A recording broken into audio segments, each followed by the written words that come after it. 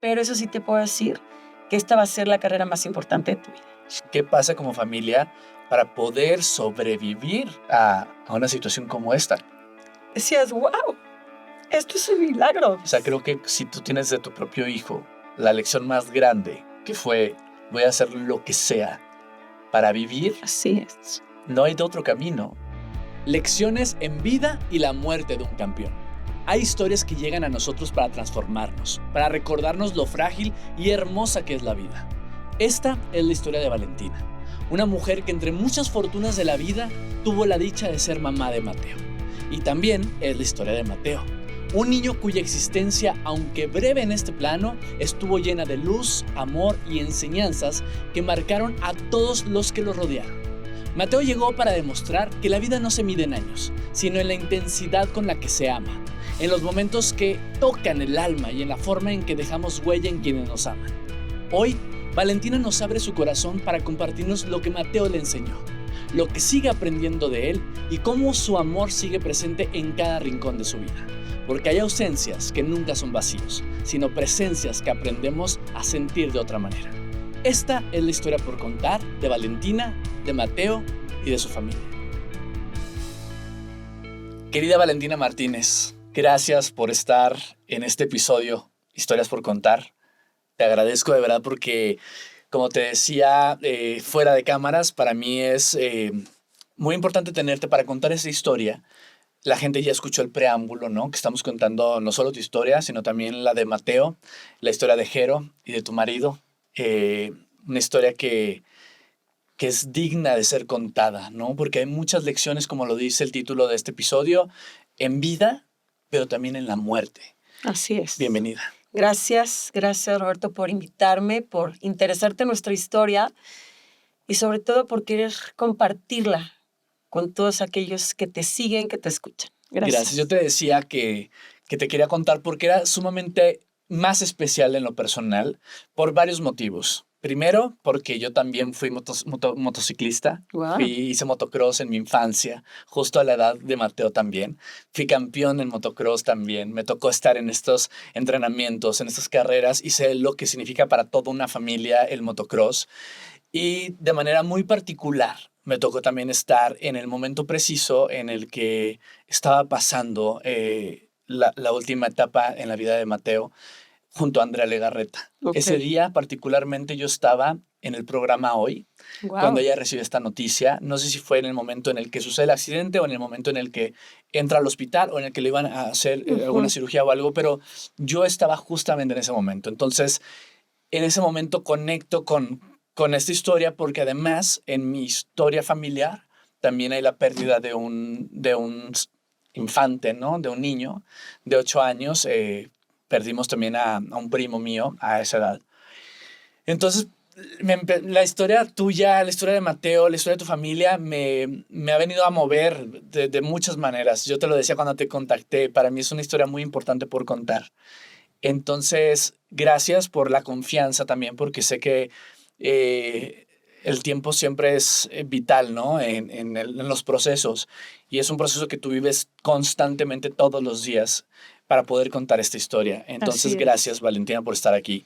Vámonos al inicio. Cuéntame un poco de tu núcleo familiar, de dónde son, qué hacían antes de toda esta historia que vamos a contar hoy. Ok, pues mira, empezando por... me voy a adelantar un poquito. Uh-huh. Yo conozco a Homero, a mi esposo, en el Baby O. En Acapulco. En Acapulco. Mucha gente dice, ¿cómo? ¿Conociste a tu marido en el antro? Así es. Ahí nos conocimos. No te voy a decir que fue flechazo a primera vista, no. La realidad es que mi marido iba a ligarse a mi prima, a otra prima que tengo, que es muy distinta a mí, es rubia, parece sueca. Pero pues me crucé. Me tiró lo que yo estaba tomando, ahora sí que me lo repuso y nos pusimos a platicar. Estuvimos platicando toda la noche, me platicó que era motociclista, era piloto, y yo no tenía nada que ver en ese mundo, nada. Y me decía, sí, es que yo soy Homero Díaz. Y yo decía, pues... Chido. Chido, ¿no? Platicamos, intercambiamos teléfonos y pasaron 6 meses, en los cuales estuvimos intercambiando llamadas, quedábamos en vernos, no nos veíamos. Y la verdad es que yo me hice un poquito del rogar. Lo googleé en ese entonces, en el 2006, y me di cuenta que sí era una persona muy importante en el deporte en México. Era el endurista número 1, y dije, wow, no, o sea, está interesante el muchacho. Claro.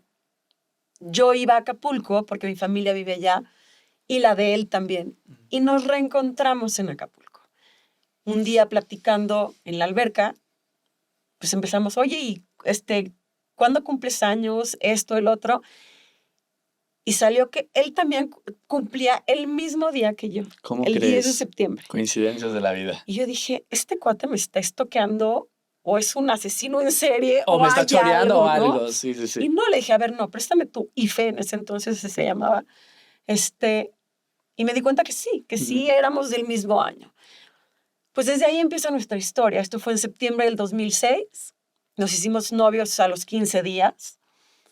Y en diciembre ya estábamos viviendo juntos. Okay. Yo ya llevaba viviendo sola bastantes años.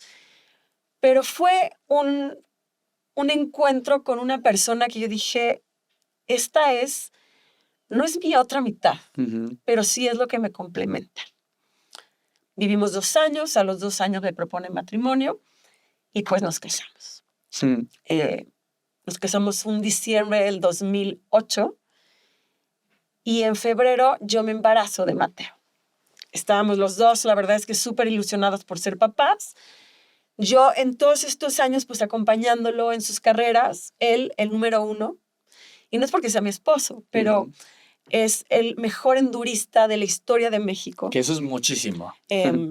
Ha sido 9 meses campeón nacional, 2 latinoamericanos, ha corrido carreras internacionales, ha corrido mundial. O sea, tiene una historia impresionante en el deporte. Y bueno, yo ahí empiezo con este mundo nuevo para mí, que son las motos, el enduro.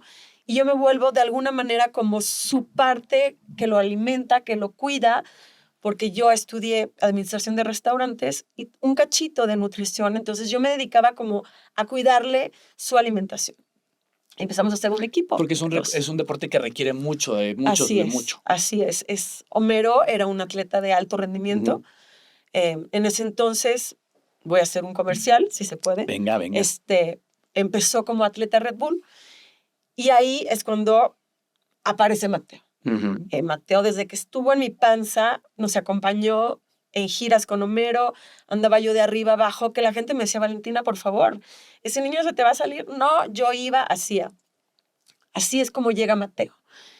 Y Mateo desde el día, te voy a decir, 1 que nació, él escuchaba el ruido de la motocicleta y no era comparación de otros niños que podrían llorar. Él se tranquilizaba. Claro. Entonces, fue un chavito que desde que estuvo en mi panza, lo trajo. En el ADN, claro, porque vivió en el endurismo propio tuyo arriba hacia abajo. Así es. Entonces, esta es nuestra historia, ¿no? De amor, en donde entra Mateo y desde muy chico su pasión por las cosas con ruedas, en especial la moto y la bici, era impresionante. O sea, el niño quería estar siempre arriba de la moto, siempre arriba de la bici. Y él soñaba con ser un campeón y las carreras, y era lo que más amaba en el mundo. Y anhelaba, claro. Así es, ¿no? Llega Jero, que vino a complementar nuestro equipo, vino a darle esa chispa, esa alegría, porque Jero, a pesar de que Mateo y él son muy diferentes en personalidades, pero también está totalmente apasionado por la moto, por la bici. Y fue lo mismo, ¿sabes? O sea, mis hijos crecieron con este ejemplo de Homero. Mateo empezó a andar en bicicleta, literalmente en bicicleta, a los 2 años y medio. Bicicleta sin llantitas. O sea, no existían las llantitas para nosotros. Y con Jero fue lo mismo. Entonces la gente como que les parecía como algo muy raro, ¿no? O sea, ¿cómo un niño de ese tamaño trae una bici? Porque era un chiquitín. Pero yo les decía, es lo que traen, es lo que han visto, ¿no? Es como si tú que eres actor y tienes un hijo, seguramente tu hijo va a querer, a lo mejor no. Sí, algo similar. ¿No? Pero es lo que ve, es lo que vive, es lo que come, es lo que sueña. Y en mi casa, hasta el día de hoy, se come, se duerme, se vive, motos, bicis y todo lo que tenga ruedas, ¿no? Y bueno, es así como empieza nuestra historia como familia, como yo siempre nos llamo el Team Díaz Martínez. Y pues empezamos con las historias de las carreras de Mateo, que él fue el que empezó a correr, ¿no? Porque entre Mateo y Jero hay una distancia de 2 años, 8 meses. Pero Mateo siempre fue un niño muy grande, alto, entonces no parecía de su edad, sino parecía más grande. Entonces, él empieza en las carreras a los 3 años. Ok, muy chiquito, ¿eh? Chiquitito. ¿En qué categoría?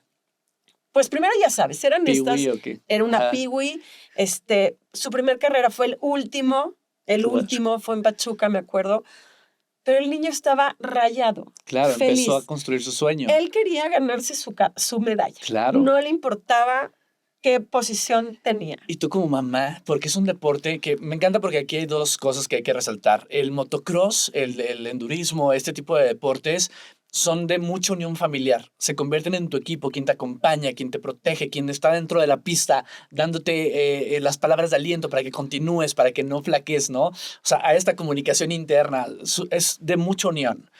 Pero también es un deporte de alto rendimiento y de alto riesgo, ¿no? Tú como mamá, cuando ves que Mateo dice, quiero esto también, ¿qué pasa? O sea, pues mira, yo siempre con Homero, como te dije, nunca tuve como no estaba yo metida en ese mundo. O sea, lo conocí por medio de Homero y lo conocí con el mejor. Entonces con nunca el te dio máster. miedo, claro. Y yo lo veía y la verdad es que todo lo hacía muy fácil para mis ojos. No hacía cosas locas y lo hacía muy bien. Claro. Entonces yo siempre confié en él, ¿no? Claro.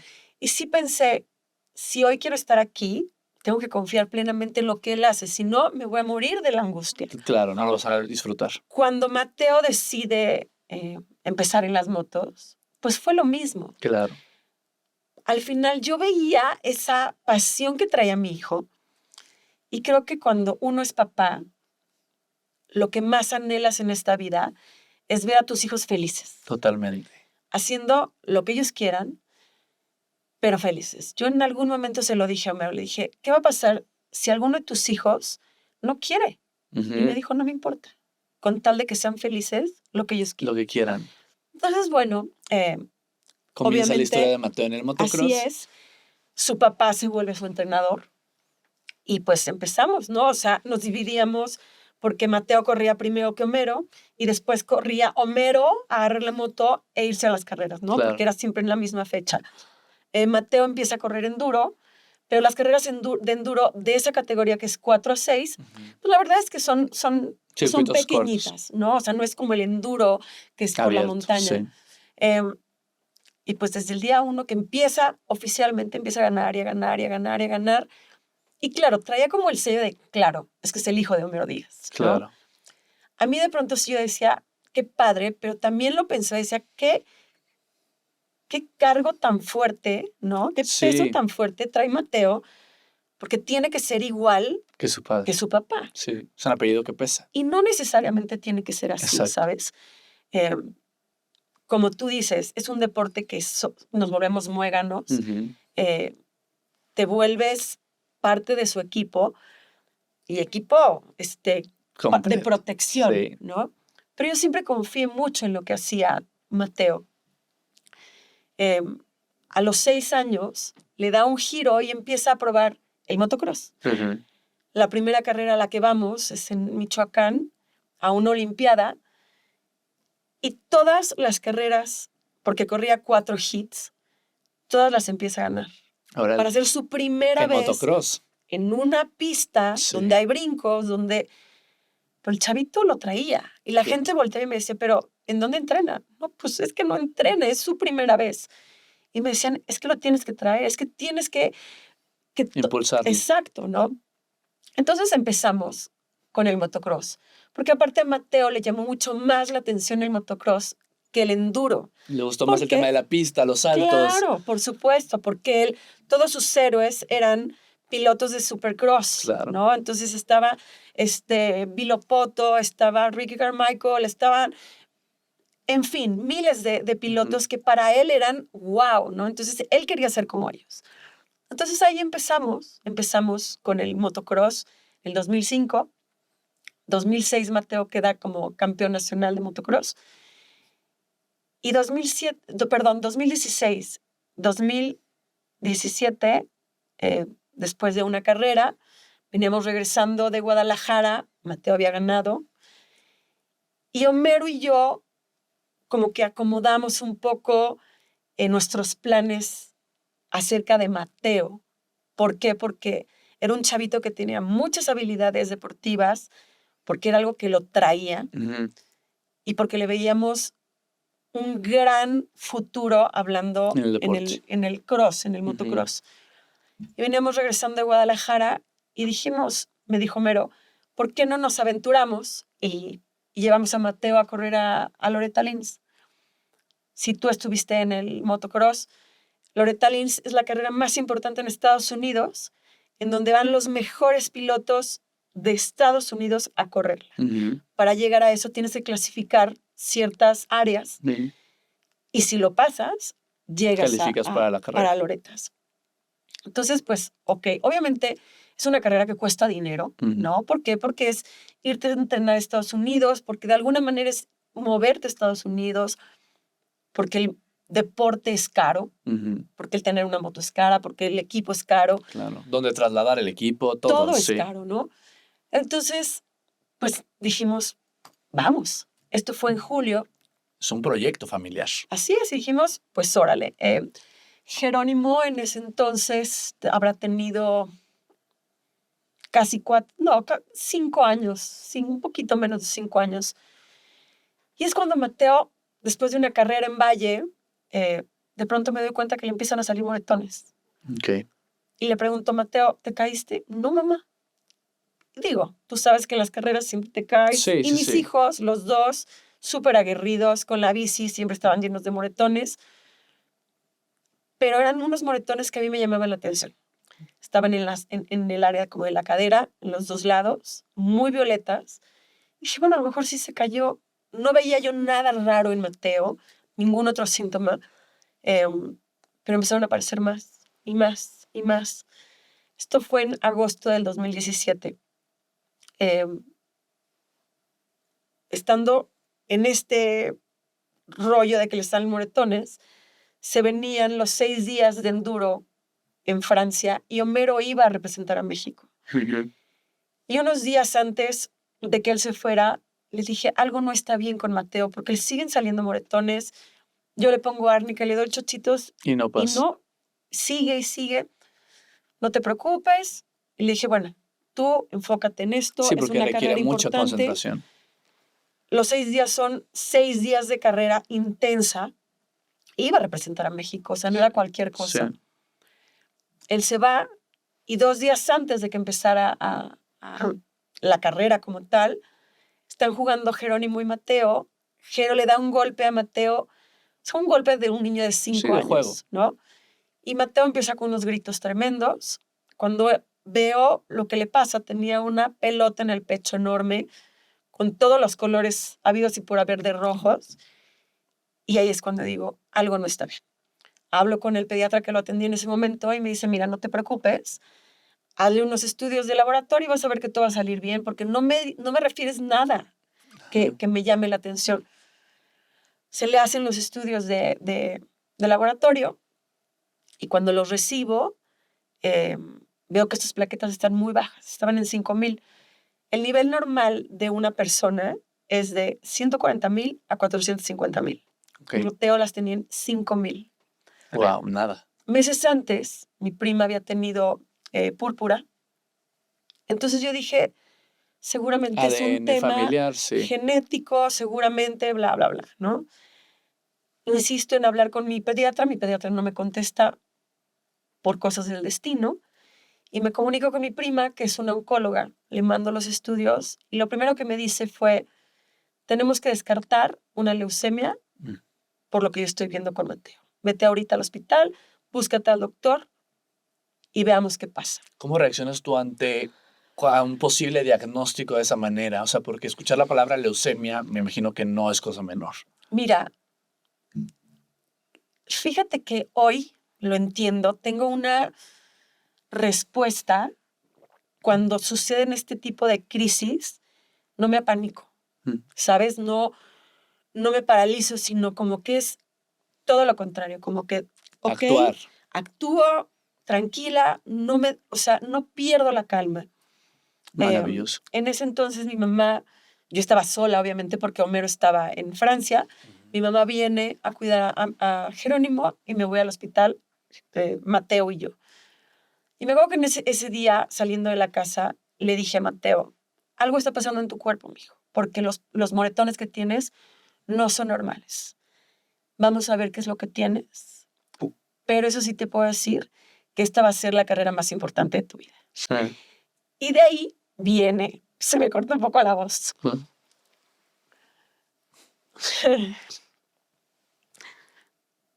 De ahí viene el título de mi libro. Que aquí lo tenemos, justo. Aquí está. Soy llorona. Pero aquí no justificamos las lágrimas, las dejamos vivir, así que te agradezco que sientas esa zona segura para sentir. Y bueno, ahí comenzó la carrera más importante de sus vidas. Esto es el 23 de agosto del 2017. ¿Qué edad tenía Mateo? 7, iba a cumplir 8 en octubre. Llegamos al ABC de Observatorio a buscar un doctor que en primera instancia no me acordaba cómo se llamaba, ¿no? Y resultó ser el doctor Alberto Olaya, que hoy se volvió uno de los ángeles terrenales para nosotros, el que le salvó la vida a Mateo, y que hasta el día de hoy tengo una relación increíble con él. Entró al hospital y obviamente entró por este diagnóstico, ¿no? Una leucemia para saber, y le hicieron estudios para ver si tenía y demás. O sea, era lo que buscaban, ¿no? Así es. O sea, el diagnóstico era una leucemia, no me acuerdo, la verdad. Pero un tipo de leucemia. Un tipo de leucemia. Al otro día viene el doctor, lo revisa. Para esto yo, sin poderme comunicar con Homero por el cambio de horario. Entonces fue un caos emocional todo lo que estábamos viviendo. Mateo se sentía perfecto. Esa era la parte que yo decía, gracias Dios, porque él no tenía ningún síntoma, estaba igual de latoso, comía, no tenía nada que me llamara la atención más que lo físico. Las plaquetas y los moretones. Al otro día que llegue el doctor a verlo, una de mis peticiones fue, mi marido viene en camino de Francia. Hago un paréntesis, hablo con Homero y le digo, Mateo no está bien, al parecer están buscando si tiene una leucemia, es necesario que te vengas. Entonces, yo también imagino en ese momento lo que ha de haber sucedido para Homero, ¿no? Claro. El trayecto, en fin. Entonces, lo que yo le pido al doctor es, ayúdame a saber qué es lo que tiene antes de que mi marido se suba al avión. Para poderle dar algo, sí. Él entra a revisar a Mateo y sale y me dice, mira, de entrada te puedo decir que no es una leucemia porque no tiene ni el vaso ni el hígado inflamado y es lo primero que se le inflama a los pacientes con leucemia. Pero vamos a hacerle un aspirado de médula y vamos a ver qué es. Y me dijo, pero yo pienso que esto es una anemia aplásica. Cuando me dijo anemia aplásica dije, yo siempre pensé anemia cuando no comes, exacto, tienes bajo el hierro, en fin. Para mí fue algo como, no pasa nada. Le hacen el aspirado de médula y efectivamente no es leucemia, que entonces ya estábamos en un escenario totalmente diferente, claro. ¿no? Descansaba, ¿no? Andrea, mi prima, le llama a Homero y le dice, no es leucemia, vamos bien. Entonces pienso que el vuelo a México de Homero fue mucho más tranquilo dentro de lo que estábamos viviendo. Se tardaron 10 días en dar un diagnóstico, porque a Mateo le hicieron muchos estudios, muchos. Pero ahí el estado de salud de Mateo empezó a decaer. ¿Por qué? No lo sé. Ahora entiendo. La anemia plástica, te preguntarás qué es. Sí. Porque muy poca gente lo sabe. Es una enfermedad rara de la sangre que solamente le da de 1 a 6 personas por millón al año. Entonces es poco probable, minúsculo. Sí. Pero a Mateo le tocó. Ahí es cuando te preguntas, yo se la pasé, es genético, ¿qué hice mal? Te cuestionas tantas cosas como mamá. Supongo que Homero también lo hizo, pero no. Al final, el por qué no lo sé, ni nunca lo voy a saber, ni tampoco me he esmerado en averiguarlo. Simplemente le tocó. Durante que están en el descubrimiento de este diagnóstico, Mateo vive todo esto internado dentro del hospital, o iban y venían. ¿Cómo fue este proceso para él? Los primeros 15 días estuvimos en el hospital, ¿no? Él pues no entendía y piensa que es un niño totalmente activo, que no para, que juega fútbol, bici, moto, a estar sin moverse en una cama porque sus plaquetas cada vez bajaban más y más y más. Cuando se dieron cuenta que era una anemia plástica, y es a lo que iba. La anemia plástica lo que hace es que la médula ósea deja de funcionar, deja de crear glóbulos blancos, rojos y plaquetas. O sea, digamos es el centro del ser humano, básicamente. Tu sistema inmunológico se rompe. Entonces, cualquier gripa, cualquier cosita se puede volver mortal para ti. Entonces, insisto, de tener un niño totalmente activo es no te muevas, porque aparte no se podía mover porque tenía las plaquetas tan bajas que podía, si se caía, podía tener una hemorragia. O sea, eran temas de verdad totalmente difíciles. Sí, cambió la vida de la noche a la mañana. Obviamente nuestros planes de ir a Loretta Lynn's se fueron totalmente abajo. Y es cuando hoy que lo pienso, el doctor me dice, le vamos a poner un tratamiento, vamos a ver cómo responde. Ok, ¿en cuánto tiempo responde? ¿No? Porque siempre las cosas las quieres rápido. Vamos a ver si en 3 meses. Y yo dije, ¿3 meses? Sí. Pero esos 3 meses tiene que estar en su casa, no puede ir al colegio, no puede jugar, no puede correr, no puede salir al exterior, tiene que usar cubrebocas. Y yo dije, ¿cómo? ¿Cómo le voy a hacer con un niño que no para? ¿Cómo le voy a hacer con Jerónimo, que tiene 5 años, que está en el kinder, que me trae bichos a la casa porque está en el kinder? ¿Qué voy a hacer? Obviamente ahí nuestra vida se vino abajo, pero yo pienso que ahí fue la primera lección que tuvimos como familia. De decir, ok, es lo que nos toca vivir, es lo que vamos a hacer, ¿no? Yo ilusamente le dije al doctor, oiga, ¿y no puede ir a correr la siguiente fecha porque va ganando? Por supuesto que no. Claro, pero es que tú no entiendes lo que está pasando realmente, ¿no? Claro. Y bueno, estos son los primeros 15 días, nos vamos a casa con Mateo una semana, empeora, regresamos al hospital otros 15 días, le ponen otro tratamiento, su salud empieza a empeorar, hasta que llega un día que nos dice el doctor, ¿sabes qué? Yo necesito que se salgan del hospital porque esto ya está siendo más peligroso para Mateo por todo lo que sucede dentro de un hospital.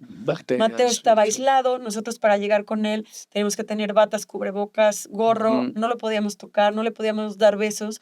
Entonces imagínate una historia así con tu hijo. O sea, era una locura.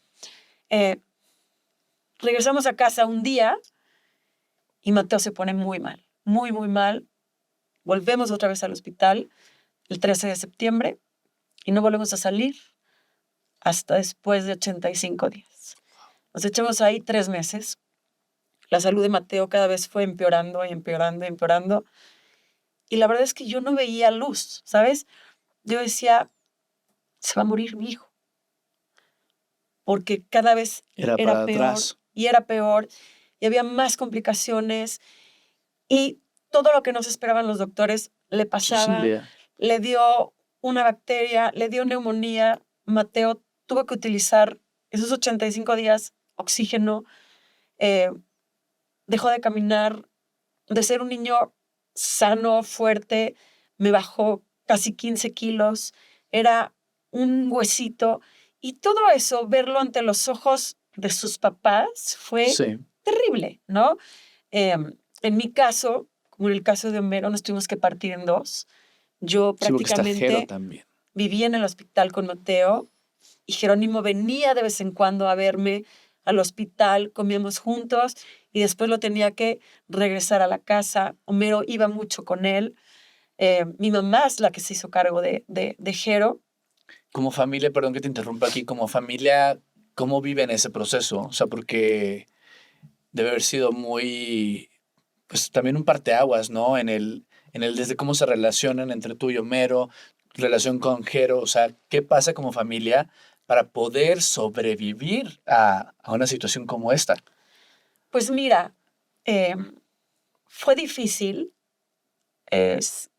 Estoy más que segura que cuando hay una enfermedad en un hijo, tienes dos opciones. O te unes más que nunca en la vida, o te separas. Sí. Esa es la realidad. Sí. Y la mayor parte de la gente se separa. Para nosotros el principio fue difícil porque no coincidíamos en cosas, en opiniones, hasta que de pronto nos dimos cuenta que necesitábamos unir fuerzas, porque si no, no íbamos a seguir avanzando, ¿no? Vivimos con Mateo el temblor del 2017 en el hospital. Fue terrible, que yo pensé que se caía el edificio. Y ahí yo creo que en ese momento Mary y yo dijimos, no, tenemos que estar así más que nunca. Hay algo bien, bien interesante en esta historia. Mateo nunca se queja. Mateo me costó trabajo al principio que aceptara todo lo que estaba viviendo, pero no se quejaba, no, era dócil, aceptaba lo que se le tenía que hacer, pero nunca se quejó. Homero y yo siempre lo platicamos con él abiertamente. No es de, no te preocupes, no está pasando nada. No, las cosas están así, está así, te está pasando esto. Una vez Mateo me preguntó, mamá, ¿me voy a morir? Y le dije, no, no te vas a morir mientras yo esté aquí contigo. Y para eso estás aquí. Como que siempre le dimos esa seguridad a Mateo. De que se estaba haciendo todo para que saliera adelante. Y yo pienso que él creyó en eso. Que es importantísimo, ¿no? No, o sea, y veía esta parte de sus papás fuertes, seguros. Seguramente muchas veces nos vio con los ojos rojos de llorar, pero confiaba en lo que estaba sucediendo con nosotros, ¿no? Las cosas empiezan a empeorar hasta que nos dice el doctor que necesita un trasplante de médula. Nosotros, sin saber qué era lo que teníamos que hacer, empezamos a averiguar, empezamos a buscar un posible donador, hasta que el doctor nos dice, no hay tiempo. Para encontrar un donador te puedes aventar meses, tal vez años, para que sea una compatibilidad exitosa, grande. Sí. Y nos dice, no, es Homero. ¿Por qué? Porque Homero es atleta, porque Homero está en un óptimo estado de salud, porque es hombre, porque es su papá, pero tiene el 50%, no tiene más. Entonces, cuando me dicen eso, yo pienso, es un volado.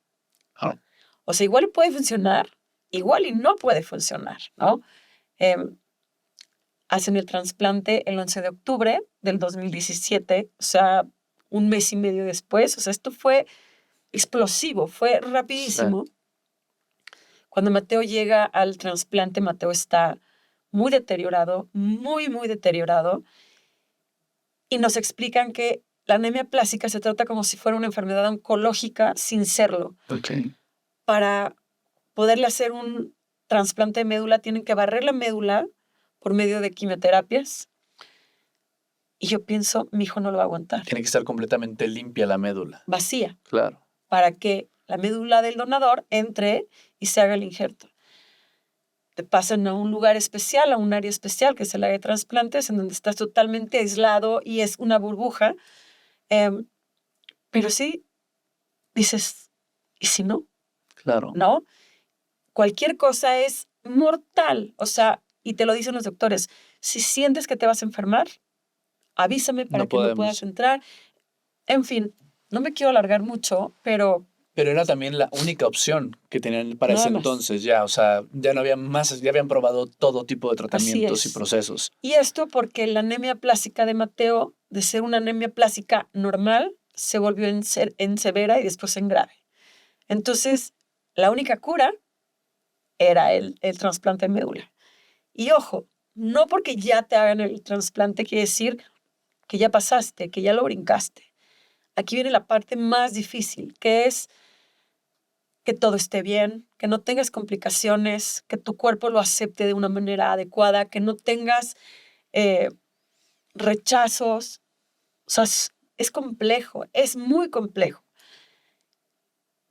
Tuvimos complicaciones con el trasplante de Mateo, que de pronto dijimos, y el doctor lo dijo, estamos pensando en un segundo trasplante porque al parecer no injertó. Entonces la vida eran como golpes y golpes y golpes y golpes. Y ahí, Valentina, te cuestionas tú y Homero nos estamos aferrando, o sea, quiero saber si llega como padres también esta pregunta de nos estamos aferrando a algo nosotros que a lo mejor está deteriorando más a Mateo, o qué es lo que pasa, o como papás te aferras a la vida hasta el último, a sacarlo, o sea, ¿qué pasa? Porque también debe de ser un momento de decir, ver a mi hijo deteriorarse cada vez más también debe ser muy doloroso. Sí. Entonces también llega esta confrontación, este cuestionamiento, o nunca pasó por su mente. Yo pienso que no. ¿Por qué? Porque veíamos las ganas de vivir de Mateo. Y él nos marcaba la pauta. Él nos marcaba lo que quería. No te canses. Así es. Nosotros en ese entonces siempre decíamos el never give up, ¿no? Y que hoy, si lo traduzco, se vuelve el no te canses, ¿no? Para ustedes. Mateo siempre su meta fue volver a las motos, volver a la bici, volver al fútbol, volver a estar con su hermano, que también aquí es una parte importante. Estuvo separado de su hermano 3 meses. Sí. De ser los más pegados del mundo, pues se dejaron de ver. El día que se volvieron a ver fue a través de un vidrio y fue por una petición de que Mateo ya no podía más estar sin su hermano. Lo habló el equipo médico, me dijeron, ok, pero va a ser a través del vidrio. ¿Por qué? Porque Jero está pequeño, porque Jero va al kinder y no podemos arriesgar a Mateo. Sí. Ese momento fue mágico, ya lo leerás en el libro. Teníamos a todas las enfermeras del área de trasplantes viendo, era como un escenario, porque decíamos, no sabemos qué va a suceder. La psicóloga me decía, como puede ser algo positivo, levante, también puede ser negativo. Claro, sí, entonces, porque ahí está en riesgo absolutamente sus emociones. Así es. Mateo no tenía pelo, Mateo no podía caminar, Mateo usaba oxígeno. Entonces, el verlo, Jerónimo, yo dije, a ver si nos impacta. Lo platicamos con él. Y haz de cuenta que cuando se vieron era como si se acababan de ver.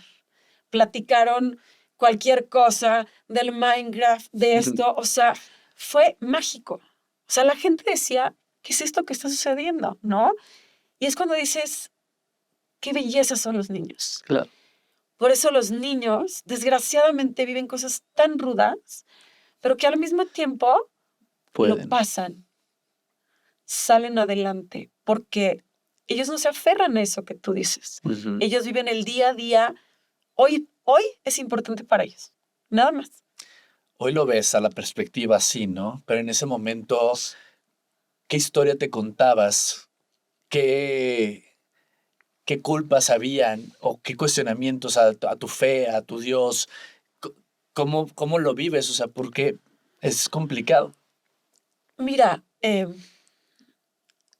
conocí una parte de mí que jamás pensé que tenía, ¿no? Y es esta frase trillada de la fortaleza que tenemos dentro, ¿no? Sí. Conocí esa parte y creo que cuando uno tiene hijos, das todo por ellos y más. Yo me mantuve con la idea de que mi hijo iba a salir del hospital, de que mi hijo iba a salir adelante con el trasplante, de que nuestra familia iba a estar bien. Siempre lo creí, nunca lo dudé. Ojo, al principio tuve mis dudas y al principio tuve mis miedos y luché contra ellos hasta que yo sola entendí que por ahí no era el camino. Claro, ¿no? que no te ibas, sí, que no era ni bueno ni para ti, ni para Mateo, ni para nadie. Confié en Dios. Claro.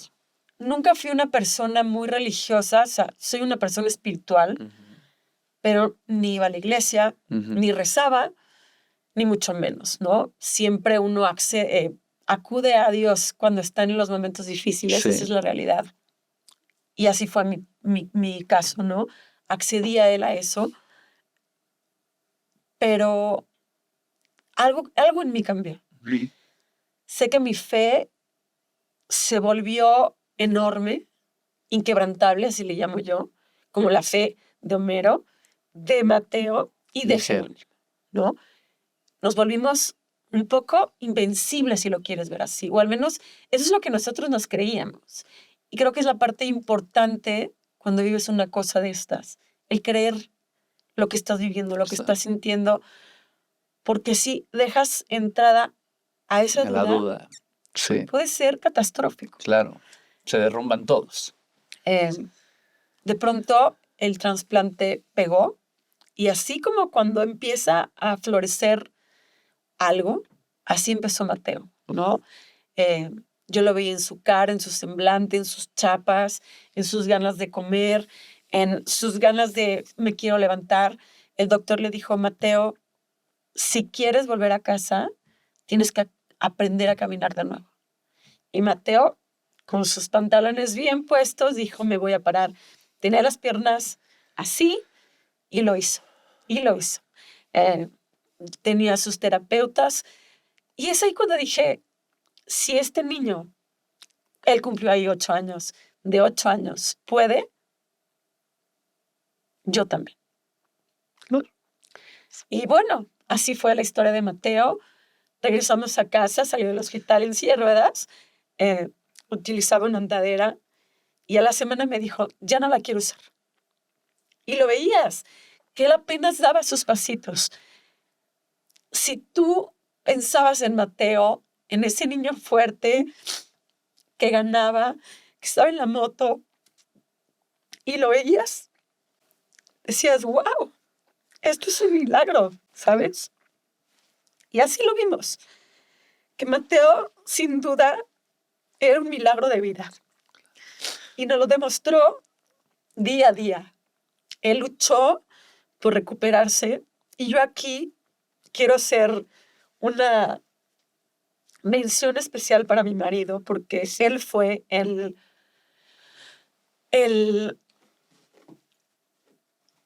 responsable de que Mateo, gracias, regresara como regresó.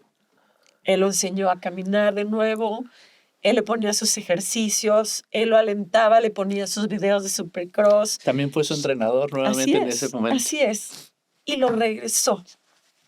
Yo me acuerdo que le mandaba los videos a mis doctores y me decían, no puedo creer que este niño sea el mismo niño que yo tenía hace un mes, que no podía caminar, que no se podía sostener, y hoy puede caminar, y hoy hace sus ejercicios. Y todo eso, a mí, como persona, como mamá, me hizo ser otra persona, ¿sabes? Me reconstruyó una vez más. Como familia, de pronto te das cuenta que tomamos las cosas muy a la ligera, que damos por hecho muchas cosas y que no valoramos ni disfrutamos absolutamente nada de la vida. Sí. A Mateo le costó casi un año volver a comer frutas, comer todas esas cosas que a un niño le gustan, chocolates. Tenía una dieta muy rígida, unos cuidados muy rígidos, que yo me volví un general, pero hoy me lo aplaudo, porque gracias a eso, claro, y al cuidado que tuvo Jerónimo también, que tuvo Homero, y las ganas por vivir de Mateo, salió adelante y se convirtió en un niño completamente sano. En un trasplante, muchos pacientes se quedan usando inmunosupresores durante toda su vida. Mateo los dejó a los 5 meses. Mateo dejó casi todas sus medicinas a los 5 meses. Entonces, era un caso... Único también. Único para el caso tan difícil que fue con Mateo. Y si lo digo hoy, Mateo se volvió como un trofeo para sus doctores. Y era el punto en donde ellos decían sí a sus otros pacientes. Entiendo lo que estás pasando, entiendo, pero te voy a platicar una historia. Sí, siempre. Y contaban la historia de Mateo, ¿sabes? Y bueno, Mateo empieza a ser un niño normal. No fue de la noche a la mañana. No, eso es lo más bonito de esta historia. Así es. Estuvo un año tratando de reconectar cerebro, motricidad, todo. Y poco a poco empezó a regresar, ¿sabes? Nos costó mucho, pero lo logró. Empezó poco a poco con la bici, con la moto, hasta que, pues, casi 3 años después de su trasplante, 3 años, 4 años, estoy un poco perdida, regresa a las carreras. Obviamente con un entrenamiento previo, con su papá, con su hermano, con cuidados, pero ya era un niño completamente normal. Aquí viene otra vez esta parte de el deporte que es tan de alto riesgo. Para mí fue difícil soltar a Mateo otra vez a la vida por todo lo que había pasado. A mí me daba pavor que le diera esto, una gripa o algo. Hasta que un día dije, no, yo necesito que mi hijo viva. Claro. Y una vez platicando con el doctor me dijo, Valentina, para eso se le hizo el trasplante. Para que viviera. Para que él se vaya a la moto, para que se caiga, para que le salgan moretones, para eso es. Y ahí fue cuando dije, ok, confío plenamente una vez más en las aptitudes de mi hijo, en las aptitudes de su papá, y confío. Para este entonces, la anemia ya está controlada o se quita, erradicada. Entonces, ese ya no era un tema. Simplemente fue un proceso de volver a estar fuerte. Exacto. En cuanto a él le hacen el trasplante, haz de cuenta que vuelve a nacer, porque su sistema inmunológico es nuevo. O sea, él vuelve a tener todas las vacunas que tuvo cuando era bebé. O sea, vuelve a renacer completamente. En inglés le llaman rebirthday, cuando les hacen el trasplante. Entonces Mateo se vuelve un niño normal. No quiero decirlo normal porque todos los niños son normales, pero como cualquier otro. A lo cotidiano, volvió a su cotidiano. Sí. Así es. Mateo cuando vuelve a las carreras, te digo, ya tenía una preparación, entrenamientos y demás, ya estaba fuerte. Yo honestamente jamás pensé que ganara. Yo dije, va a regresar, que lo disfrute, que lo goce, y gana. Sí. Esta foto. Wow. Yo ya estaba escribiendo mi libro. Número 87. El 87. Y me dijo, mamá, si yo gano, voy a levantar la mano en señal de la victoria. Sí, claro. Es esa foto. Casualmente, yo ya estaba terminando mi libro y estaba yo buscando una portada. Tenía unas fotos y me buscó un chavo que toma fotos, André Martínez, y me dijo, oye, tengo unas fotos de tu hijo, te las voy a compartir. Me comparte esta foto y la veo y digo, no puede ser. Es la portada de mi libro. El momento que Mateo te dijo que haría, claro. Porque aparte, es justo lo que nosotros siempre le dijimos. Cuando llegues y se ondee la bandera a cuadros y vas a ganar y tu carrera. Entonces, eso era la portada del libro. Y esa fue. Aquí está. Espero que lo leas, que lo disfrutes. Por supuesto.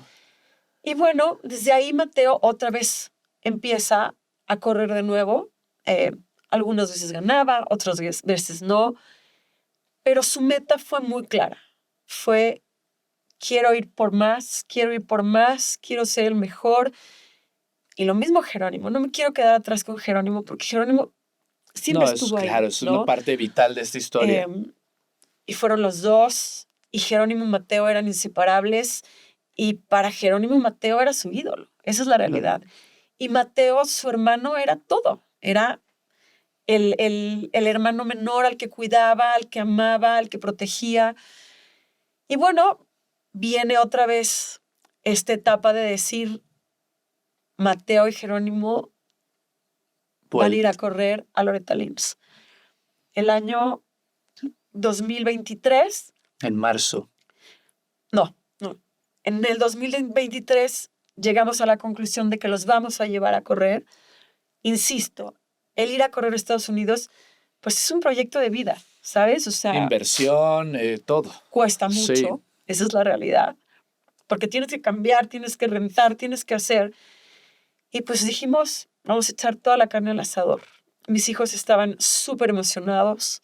Obviamente mi marido, porque mi marido dejó de competir para volverse completamente el entrenador de sus hijos. Y de alguna manera su proyecto de vida. Mateo y Jerónimo. En el 2024, en marzo, nos vamos a Estados Unidos a correr. Primero llegamos a Dallas, a una carrera que se llama Spring-A-Ding, que es una carrera, no es calificatoria, pero es importante en Estados Unidos. No les va bien. A Mateo le va bien en un hit, pero en un entrenamiento se cae, se lastima un poco la pierna. Y las siguientes carreras no tiene tanta habilidad, tanta suerte para tener una buena posición. Pero bueno, era como una carrera extra. Uh-huh. De ahí nos íbamos a Houston, que era donde íbamos a estar de base, para correr. Pero Mateo traía una lesión en la pierna que no lo dejaba. Entonces su papá le dijo, mira, si quieres calificar, si quieres correr en Houston, tienes que estar perfecto. Uh-huh. Tienes que brincar de un lado a otro, y si yo veo que brincas y caes perfecto, yo te doy chance para correr. Si no, no puedes. Mateo era un niño súper competitivo. Siempre luchaba por lo que quería. Siempre conseguía lo que quería.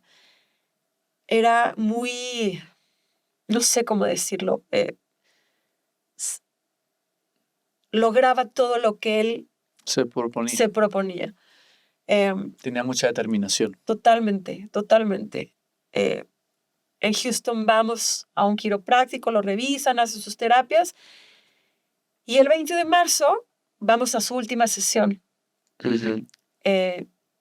Cabe decir que para Mateo su mayor ilusión era correr en Estados Unidos, correr en Houston, en una pista que se llama 3 Pounds. Era como, wow, el máximo sueño, ¿no? Ese día, el 20 de marzo, un día antes, fui y les compré unos equipos.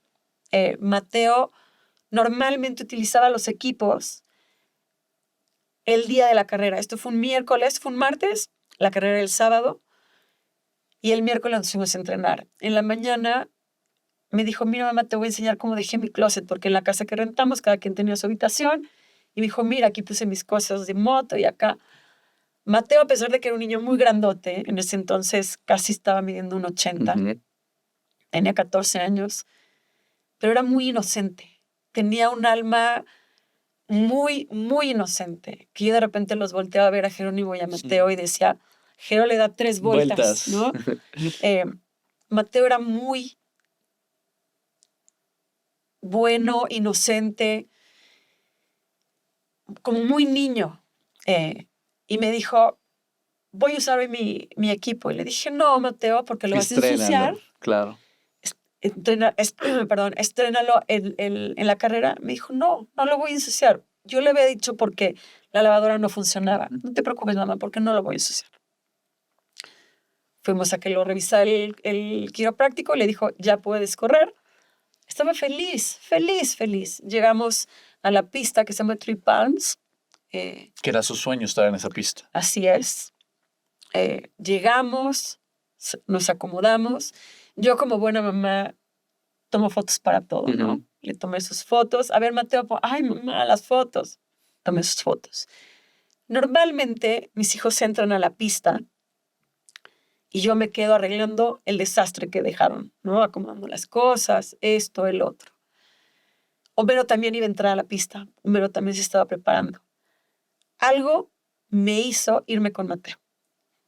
Nos fuimos juntos a la entrada de la pista. Ahí hicimos puño.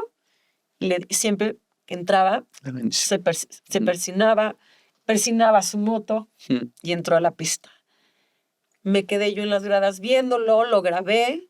Entró Jerónimo.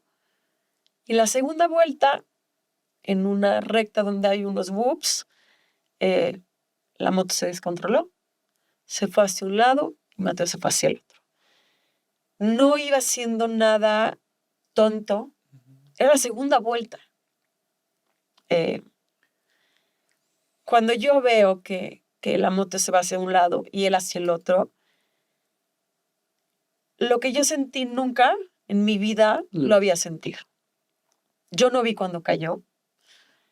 Agradezco a Dios que no me dejó ver cómo cayó.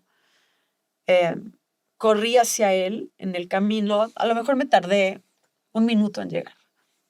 Le marqué a Homero y le dije, háblale una ambulancia porque Mateo se cayó. Llegué y cuando lo vi, su posición no me gustó. Me acerqué a él. Ya había ahí una persona y me dijo, no lo toques. Le empecé a hablar, no me contestaba, lo vi, estaba con los ojos cerrados, vi que respiraba, pero sabía que algo no estaba bien. Me puse a gritar como loca. Yo creo que han sido los gritos más terribles que he dado en mi vida. Llegó Jerónimo, porque Jerónimo ya estaba en la pista. Cuando sucedió esto, Jerónimo venía adelante, pero él no se dio cuenta que su hermano se cayó. Llegó Homero en chanclas, porque se estaba apenas preparando. Se acercó a él, lo agarró del casco, le empezó a hablar Mateo, Mateo, Mateo. Y Mateo estaba completamente dormido. Mateo estaba roncando. Me acerqué a él, no contestaba. En ese lapso yo le marqué al 911, le expliqué. Llegaron los bomberos, llegó la ambulancia. Pasaba el tiempo y Mateo no respondía. Pero sí respiraba. Sí respiraba. Homero me decía, seguramente tiene un gran golpe en la cabeza y tiene una contusión. Ahorita regresa, no te preocupes. Que pasa mucho además en el motocross. Sí. Desde el tipo de accidente que las motos se quedan pegadas, se aceleran solas, o sea, pasa mucho. Mateo no tenía físicamente algo que me llamara la atención, no tenía sangre, se veía dormido. Me acerqué a él y no sé por qué lo primero que hice fue abrirle los ojos. Cuando se los abrí, su pupila estaba totalmente dilatada. Y le dije a Homero, Mateo se murió. Por supuesto que me dijo, ¿cómo crees? Se nos fue Mateo, Homero. Obviamente, en esos momentos haces hasta lo imposible, ¿sabes? Los doctores, los paramédicos estuvieron dándole ahí primeros auxilios. Yo me fui con él en la ambulancia. Llegamos al hospital. Después Mateo seguía sin responder, sin despertar. Tú sabes que después de ciertos minutos, si no tienes oxígeno, pues ya viene una lesión importante. Sí le decía, mijo, aquí estoy, responde, le hablaba mucho, lo sobaba. Pero en el fondo yo sabía que Mateo ya no estaba. Esa es la realidad. También pensaba, si despierta, ¿cómo vas a despertar? Llegamos al hospital, yo llegué primero con él, se lo llevaron a urgencias, nos fuimos a un cuarto, fue ir y venir de doctores. Esto fue en Woodlands, hasta que me dijeron, ¿sabes qué? Mateo tiene un gran golpe en la cabeza, lo que tenemos que hacer es hacer una craniotomía para desinflamar el cerebro y que pueda expandirse más para dejar de que esté tan inflamado, ¿no? Darle espacio. Lo vamos a hacer aquí. Nos subimos al área del quirófano a esperar y nos dijeron, este es un hospital, digamos que general. Lo que vamos a hacer es hacer esto porque es urgente, es vital, y de aquí lo vamos a volar a Houston, a un hospital pediátrico. Cuando entró a cirugía, a los pocos minutos salió el doctor, pidió hablar conmigo. Homero no estaba ahí porque dejamos todo botado. Estaba conmigo Jerónimo y me dijo, no, entra solamente tú. Y le dije, no, Jero siempre va a estar conmigo y va a entrar conmigo. El doctor me dijo, tu hijo está muy grave, tiene un golpe terrible en la cabeza y lo único que te puedo decir es que no te separes de él. Obviamente le dije, ¿se va a morir? Y me dijo, yo creo que sí, no te separes de él. A Mateo lo volaron a Houston porque el doctor no pudo combatir esa inflamación, lo volaron a Houston. El trayecto para nosotros fue caótico porque es 1 hora de distancia, pero todo el tiempo yo iba pensando, todo está bien, vamos a salir adelante. Creo que, como tú dices, hay veces que te aferras tanto a algo, y así lo hicimos Homero y yo, Jerónimo. Aunque en el fondo yo sabía que Mateo ya no estaba. Llegamos a Houston,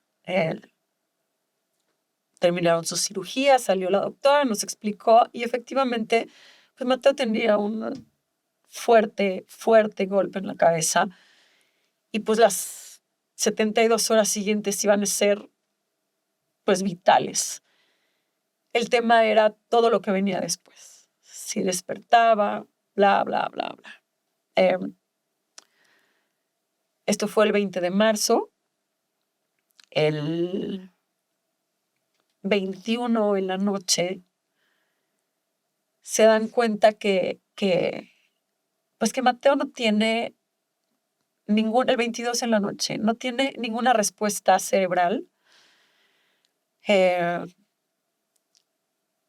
Hoy lo platico tranquila. Sí, no, yo sé, o sea, porque además los que vivimos de cerca en aquel entonces lo pudimos ver en tus redes sociales y fue un momento muy duro.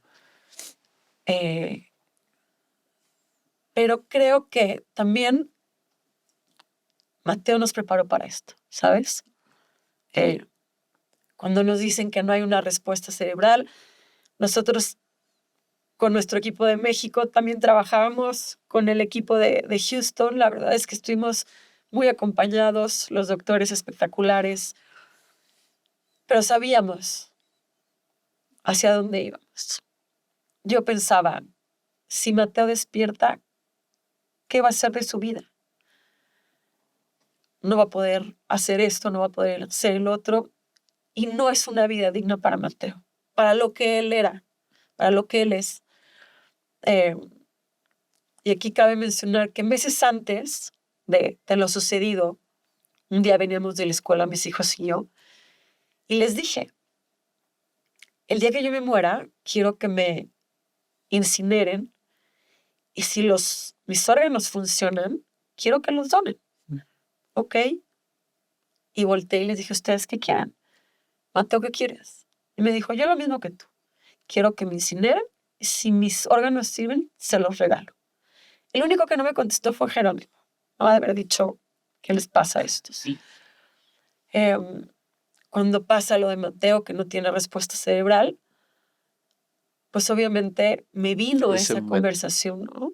Y dijimos, queremos que Mateo, porque Mateo estaba en un óptimo estado de salud, estaba fuerte, estaba grande, estaba increíble. Pero creo que el poder llevar a cabo esa última petición de él fue algo que nos trajo a nosotros muchísima paz.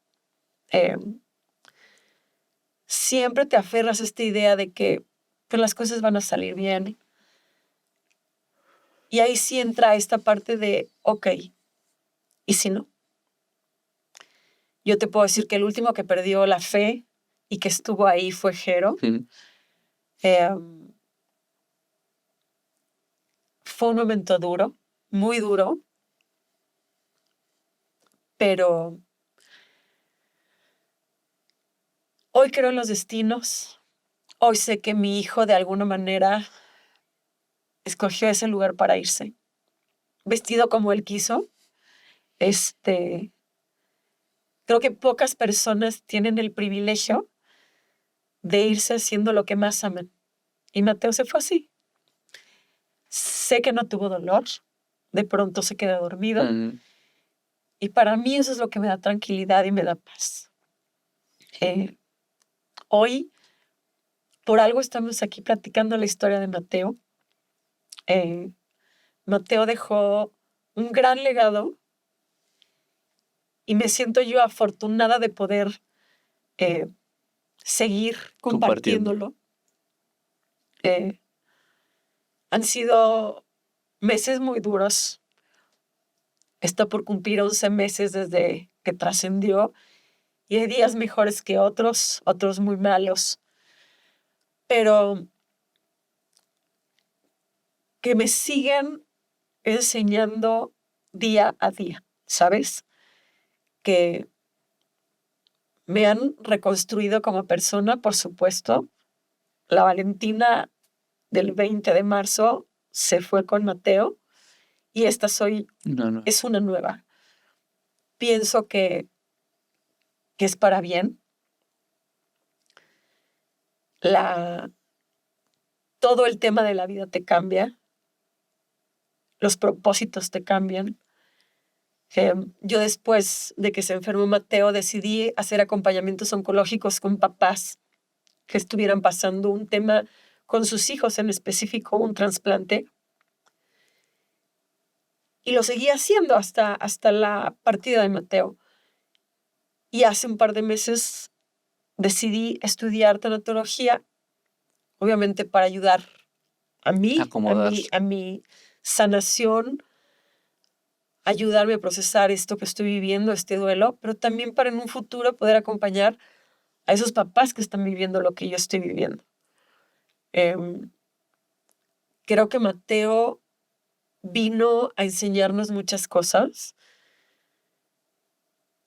Creo que Jerónimo ha venido a enseñarnos muchas cosas. Tanto Mero como yo hemos ayudado a crear este equipo y que al final, el verme hoy aquí sentada, te puedo decir que una parte de Mateo está aquí conmigo acompañando. Claro. Y esta es la historia de Mateo. Creo que Mateo va más allá de su manera de irse. Mateo es y seguirá siendo, todo eso que fue. El campeón. Así es. Al final trascendió siendo el campeón de su vida. Así es. Lo que compartió con la gente, que lo conoció y que no lo conoció. El famoso no te canses, ¿no? Que ha inspirado a muchas más personas. Así es. Y que a mí me enorgullece tanto y al mismo tiempo me hace extrañarlo aún más, ¿no? Pero bueno, lo extraño todo el tiempo. Eso es imposible de no hacerlo. He aprendido a vivir con esa ausencia física de Mateo. He aprendido a reacomodarlo en otras partes de mi alma, de mi corazón, a sentirlo, a recibir a lo mejor esos mensajes que de pronto mucha gente que cuando pierde seres queridos lo recibe. Y hoy estoy 100% segura que son ellos. Claro. Que ellos están aquí diciéndonos, estoy bien. Mucha gente me pregunta, ¿cómo le haces para vivir? ¿Cómo le haces para poder seguir sin que te mueras de la tristeza? Y creo que es fácil de contestar. Pienso en qué es lo que quisiera Mateo para mí, para su papá, para su hermano. Y sé que lo que quiere es vernos felices. Y además una de las grandes lecciones que les dio, él con todo lo que él hizo para recuperarse, para salir adelante, es hay que vivir la vida. Así es. O sea, creo que si tú tienes de tu propio hijo la lección más grande, que fue voy a hacer lo que sea para vivir. Así es. No hay de otro camino. Un camino que tú cuentas en tus redes sociales que no es lineal. Así es. Que es un camino en el cual se tiene que ser muy amoroso. Supongo que habrá momentos en los que también es imposible ser amoroso con el proceso, pero es un camino que te agradezco por principio que nos lo estés compartiendo. Es una historia, por supuesto, que nos toca el alma, que nos inspira también. O sea, por eso el episodio de este Lecciones en la Muerte también. La muerte de Mateo ha venido a inspirarnos, a vivir la vida, ¿no? A la unión familiar, al saber que la vida tiene momentos que nunca van a tener una razón, una explicación que uno pueda comprender, pero sin embargo es la vida que nos tocó, las historias que nos tocan vivir. Me quedo con muchas ganas de muchas más preguntas, pero me has contado tan bella esta historia al final, una historia de profundo dolor, pero es una historia que de verdad conecta con el corazón de una manera bonita. Tu historia no me conmueve, pero me conmueve desde lo más bello de la historia de un hombre incansable, de un campeón que ganó el campeonato de su vida, ¿no? O sea, así es. Hay una parte que me llama mucho la atención y que te quiero preguntar antes de pasar a una sección en la cual tú ya sabes de qué va, que pareciera que fuera una elección también, ¿no? Que hay que tomar, porque tú un 10 de marzo, lo apunté, tú subiste un mensaje en tus redes sociales hablando de esta pausa que la vida les hizo tener de 7 años, donde mencionas de pruebas, de unión familiar, de salir adelante, de cómo empezó la carrera más importante de sus vidas. Esto fue un 10 de marzo. 10 días después sucede todo esto. Te cuestionas qué te quiere contar esto en la vida, encuentras alguna respuesta de por qué la vida te vuelve a poner una prueba. Me parece que justamente la vida es sabia, ¿no? O sea, y ¿qué lecciones encuentras, qué respuestas encuentras ante este momento? Posiblemente al principio sí me cuestioné mucho, pero yo solita encontraba como esas respuestas. Y a lo mejor lo que voy a decir, mucha gente piensa, a esta pobre ya se le fueron las cabras. Pero sí pienso que Mateo regresó a esta vida hace 7 años a vivirla. Regresó de su enfermedad a disfrutarla segundo a segundo, vivirla al máximo. Y que al final Dios me lo prestó esos 7 años para disfrutarlo, para tener lecciones, aprender para tener cosas. lecciones, para poder cumplir todos esos sueños que él tenía. Que era llegar a esa carrera en Houston. Y esa es la respuesta que yo encuentro, ¿sabes? El 10 de marzo fue cuando nosotros nos fuimos a Houston, a Dallas. Jamás imaginé que 10 días después mi hijo iba a trascender, nunca. Pero sí sé que Mateo me preparó para eso, total y absolutamente. Por eso yo estoy aquí platicando contigo. Por eso no me quiebro, por eso continúo y por eso no me canso. No te cansas, Valentina. Hay una sección en este podcast que se llama Cartas por Contar, donde generalmente nosotros le entregamos una carta a nuestros invitados y ellos simplemente le dan voz. Pero contigo creo firmemente que lo más bonito era que tú misma escribieras esta carta. Y si estás de acuerdo, me encantaría que le dieras voz a esta carta por contar que tú escribiste para Mateo. Claro. Ay, Dios. Sí. Nos va a agarrar la chillada. Pero es la vida. Así es. Sí. Te voy a decir que a mí me gusta llorar. Es una manera hermosa de sanar. Ok, aquí vamos. Sí. Esta carta la escribí pensando en ti, mi Mateo. En todo aquello que quisieras para mí, para nosotros, hoy que no estás aquí físicamente. ¿Quién nos prepara para la muerte de un hijo? Nadie. Hemos crecido con la celebración de muertos, con las ofrendas, y hemos romantizado tanto la muerte para no entenderla en lo absoluto. Cuando sale la muerte en alguna plática, automáticamente cambiamos de tema. No, eso no me va a pasar. No hablemos de eso. No me lo quiero ni imaginar. Si me pasa a mí, me muero. Y así podría decir miles de frases. ¿Y cuándo es el tiempo correcto para hablar de la muerte con todos aquellos que amamos? Yo, sin saberlo, lo hablé con Mateo meses antes de su partida. Perder a un hijo es algo inimaginable. Es un dolor que te mutila, te rompe y de alguna manera te acaba. El mundo se detiene justo en ese momento y es devastador ver cómo la vida sigue, pero la tuya está completamente paralizada. Es estar en el punto en donde cae una bomba atómica y todo lo que está a su alrededor queda destrozado. Muchos dicen que el orden natural de la vida es que los hijos enteren a sus padres. Pero ¿quién puso ese orden? ¿Quién te asegura que así será? Yo siempre lo creí así, pero el orden en mi familia cambió. Yo perdí a mi hijo de tan solo 14 años. Un hijo completamente sano y con unas ganas locas de vivir. Pero así fue. Ese fue su destino y hoy lo acepto. Desde hace 11 meses entendí que la vida es solo un trámite más para poder regresar a nuestra casa final.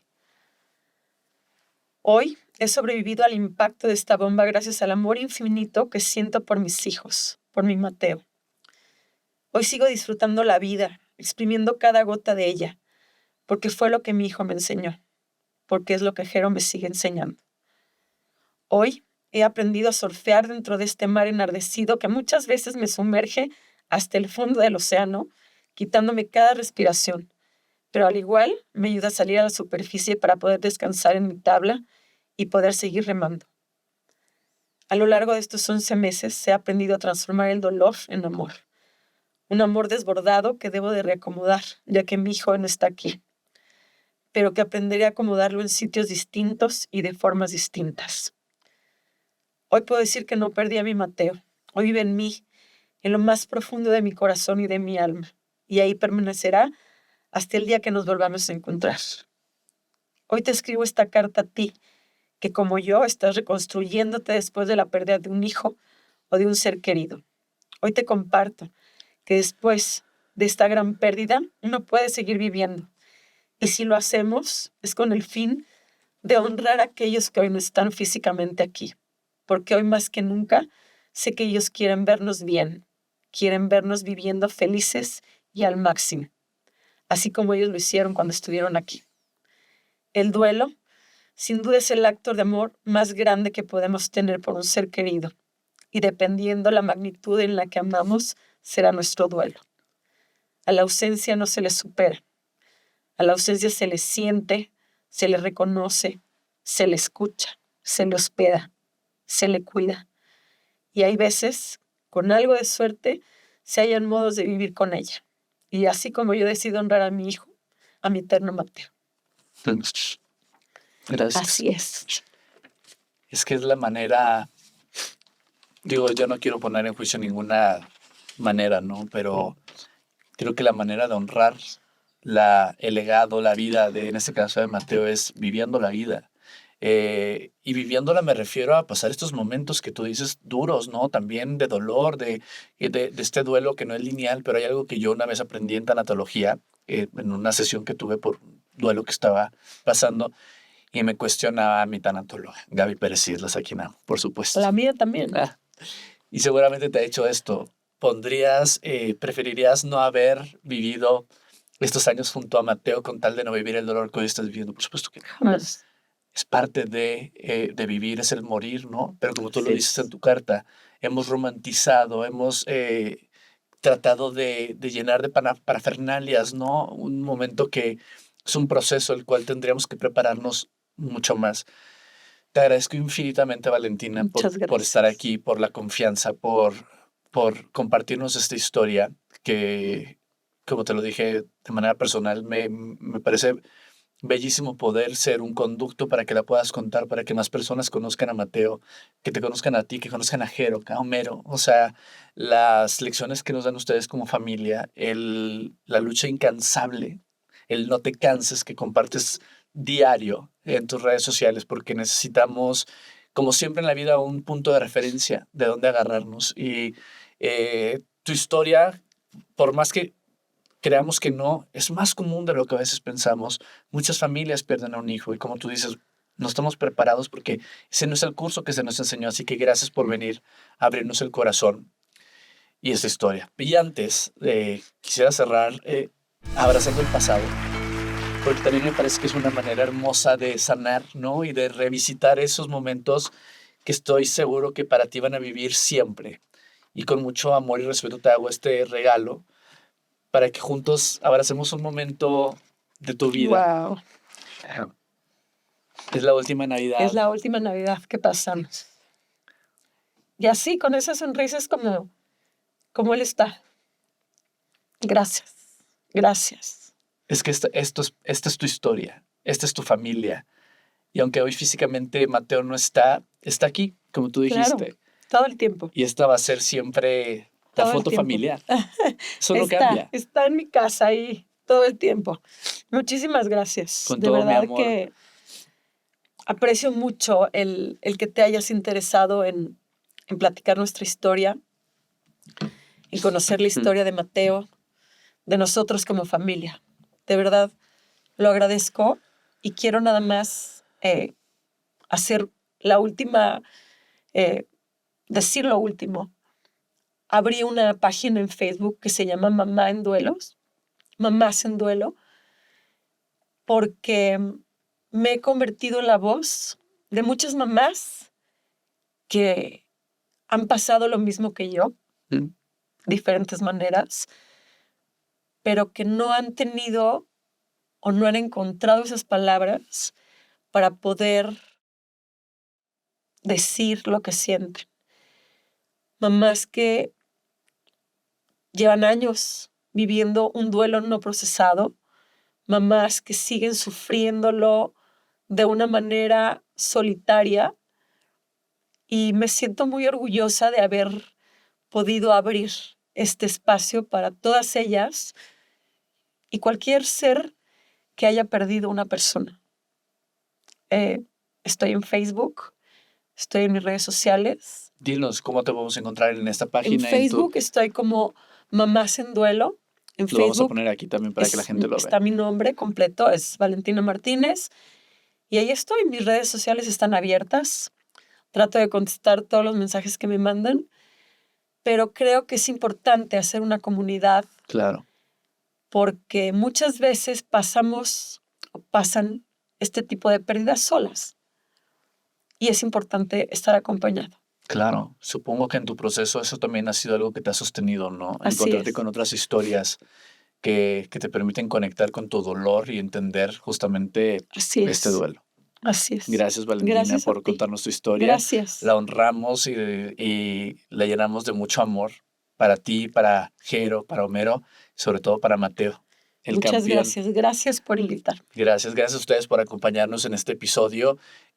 Compártanlo, que la historia de Mateo, que la historia de la familia de Valentina llegue a tocar más corazones, que esta comunidad de la que ella habla, que es súper importante para encontrar resiliencia, acompañamiento, sostén, amor y sobre todo acompañamiento en un proceso que no está escrito, en un proceso que, como lo dice Valentina en sus redes sociales, es diferente para todos, pero sin embargo siempre hay un punto de encuentro. Entonces ojalá que esta historia, y estoy seguro que sí será de mucho alivio, de mucho confort para muchas personas que están viviendo un duelo similar o cualquier duelo. Creo que al final el duelo conecta con esas historias, sea cual sea el duelo que estés pasando. Así que gracias por estar aquí una semana más y nos vemos en el próximo episodio, porque recuerden que la vida está llena de historias y aquí estamos para contártelas. Tenemos muchas historias por contar.